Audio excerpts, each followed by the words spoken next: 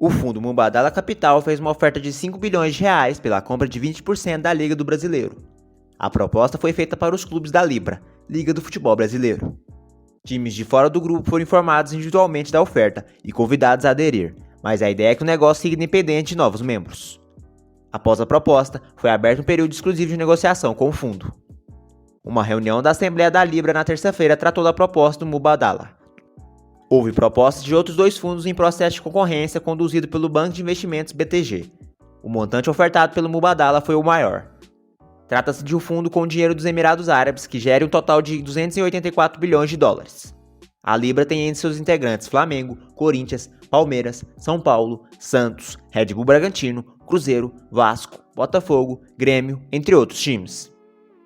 Há outros clubes fora do grupo, uma parte deles reunido no Forte Futebol, como o Internacional, Atlético Mineiro, Fortaleza, entre outros.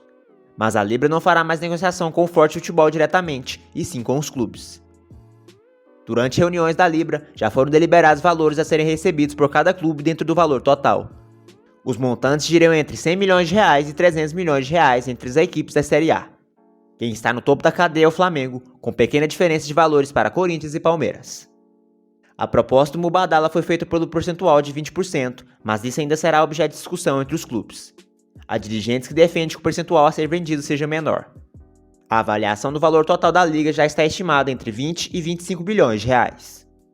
Nesta terça-feira, a Libra confirmou por nota o início de um período exclusivo de negociações. Isso significa que os clubes da Libra já acertaram os termos iniciais do Mubadala. Mas ainda serão negociados possíveis ajustes sobre percentuais e funcionamento da venda da liga. O valor só é válido se for para a compra de uma parte de todos os direitos do brasileiro, ou seja, implica em aceitação da proposta por parte dos clubes que estão fora da Libra. A decisão interna é negociar em separado com esses times, oferecendo adesão ao grupo. Não haverá mais negociação com o Forte Futebol como ocorreu em meses anteriores. Se não houver acordo nem adesão de outros times, há a possibilidade de a venda ser feita apenas com os direitos dos clubes da Libra. Neste caso, terá de haver uma renegociação e o valor dividido apenas entre os sócios atuais da Libra. O Santos comunicou à LDU, do Equador, que pretende devolver o meio-atacante Johan Júlio antecipadamente. O jogador assinou com o Peixe até maio de 2023 e a opção de compra definida, o que não deve acontecer. A intenção do Peixe é que o jogador retorne após o Campeonato Brasileiro. O time equatoriano ainda não respondeu se aceita antecipação. O jogador foi anunciado no final de março, estreou contra o Fluminense no Maracanã e recebeu elogios. Em seguida, marcou um dos gols da vitória santista contra a Universidade Católica na Vila Belmiro. A lua de mel, porém, terminou aí. O camisa 8 não conseguiu repetir bom desempenho e começou a enfrentar críticas por parte dos torcedores. Em maio, Júlio chegou a desativar suas redes sociais por conta dos ataques virtuais. Ele soma 20 jogos, 1 gol e apenas 2 assistências. Johan entrou em campo uma vez nos últimos 10 jogos. Já a última oportunidade em que o equatoriano jogou 90 minutos aconteceu no dia 15 de junho, com Fabián Busto no comando santista. Natural de Quito, no Equador, Johan tem 24 anos e foi revelado nas categorias de base do LDU, onde teve sua primeira oportunidade como profissional em 2016. Ele atuou durante toda a carreira na equipe de Quito e tornou-se uma das principais referências técnicas do clube nos últimos anos. Com a camisa da LDU, Johan foi campeão do Campeonato Equatoriano em 2018 e da Supertaça do Equador em 2021.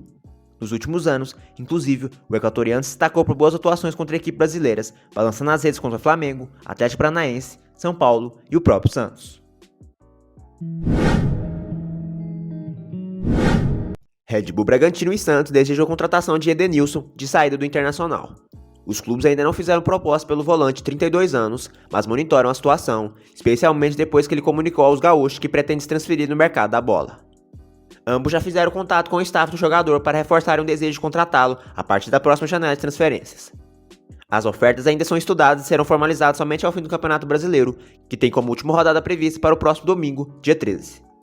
Edenilson também quer se decidir sobre o futuro somente ao fim do torneio nacional.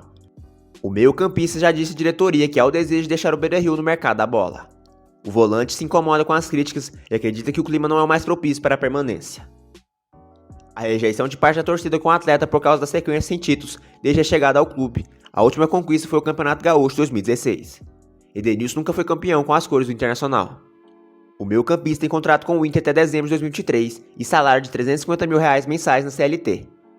Ele tem multa rescisória de 3 milhões de dólares, cerca de 15,5 milhões de reais na cotação atual para o exterior e 700 milhões de reais para o futebol brasileiro. Este valor varia conforme a remuneração do jogador. Ciente que o atleta pretende uma saída ao fim da temporada, a diretoria colorada já faz planos para utilizá-lo como moeda de troca no mercado da bola. É possível que ele seja negociado e outro jogador chegue ao Beira-Rio. A situação ainda é definida nos bastidores do clube. Em 2022, Edenilson disputou 54 jogos, sendo 46 de titular. No período, ele soma 4.053 minutos, com 10 gols marcados e 5 assistências.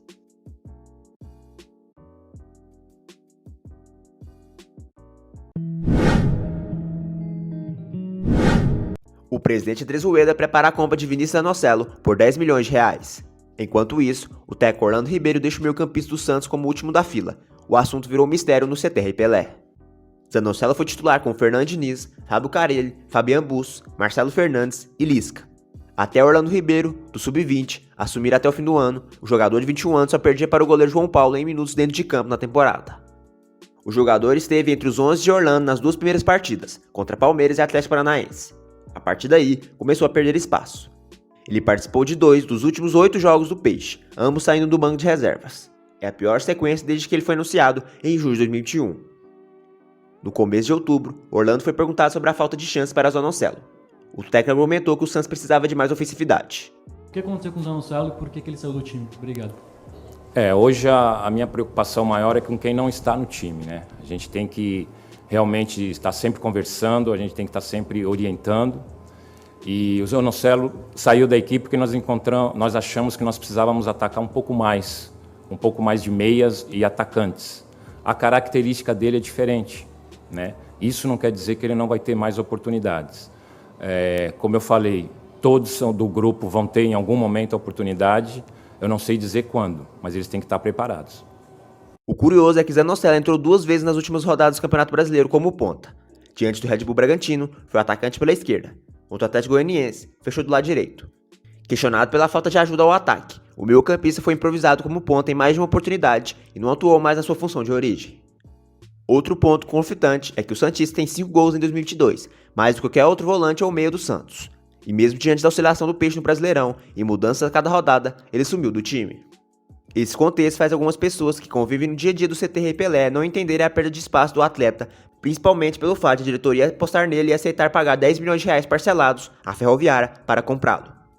O Zanocelo está emprestado pela Ferroviária até maio e o presidente Trezueda anunciou a compra. Na sequência, porém, disse que esperaria até dezembro para começar a pagar. O Santos afirma que mantém o planejamento de adquirir o atleta, mas alguns clubes do Brasil e exterior estão de olho nesse momento ruim do meio-campista e podem fazer propostas nas próximas semanas. O Santos está interessado na contratação do técnico Juan Pablo Vojvoda do Fortaleza. O Peixe procurou o representante do argentino nos últimos dias e ouviu que o treinador prefere aguardar o término do Campeonato Brasileiro para conversar. O Lance Diário do Peixe apurou que o presidente Trezueda ainda não chegou a tratar de valores, mas mantém confiança em um projeto bem apresentado mesmo com a forte concorrência no mercado. A primeira barreira que precisa ser vencida é com o próprio Fortaleza. O Corinthians, inclusive, monitora o treinador. Com o contrato até o final do ano com o time do Nordeste brasileiro, Vojvoda ainda não comunicou ao tricolor se pretende continuar na equipe. Internamente, o Peixe prefere aguardar uma definição sobre a permanência do técnico para não entrar em uma guerra com um clube de boa relação. Em entrevista recente ao programa Jogo Aberto, da TV Bandeirantes, o presidente Marcelo Paz, do Fortaleza, falou sobre a possível permanência do técnico. Ele acredita que, mesmo que Vojvoda não fique, tudo será resolvido após conversas internas. Realmente o Vojvoda é um treinador hoje que chama muita atenção no mercado do futebol brasileiro e não só no futebol brasileiro.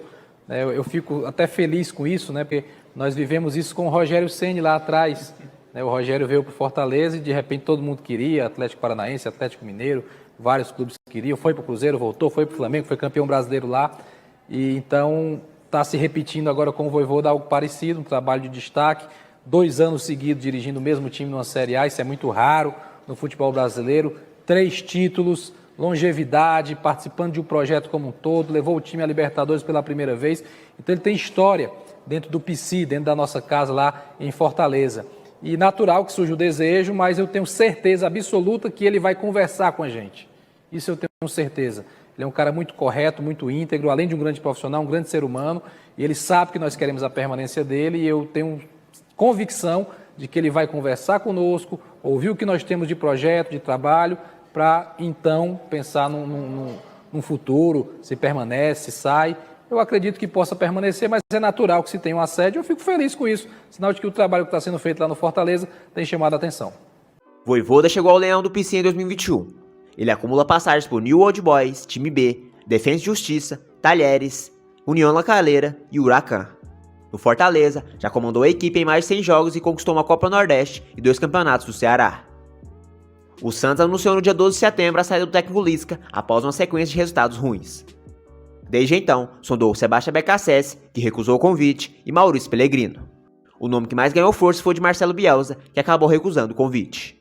Todos os treinadores, conversei com o Bielsa, sim, conversei 4 horas com ele, tá? Tive uma verdadeira aula de futebol, tá?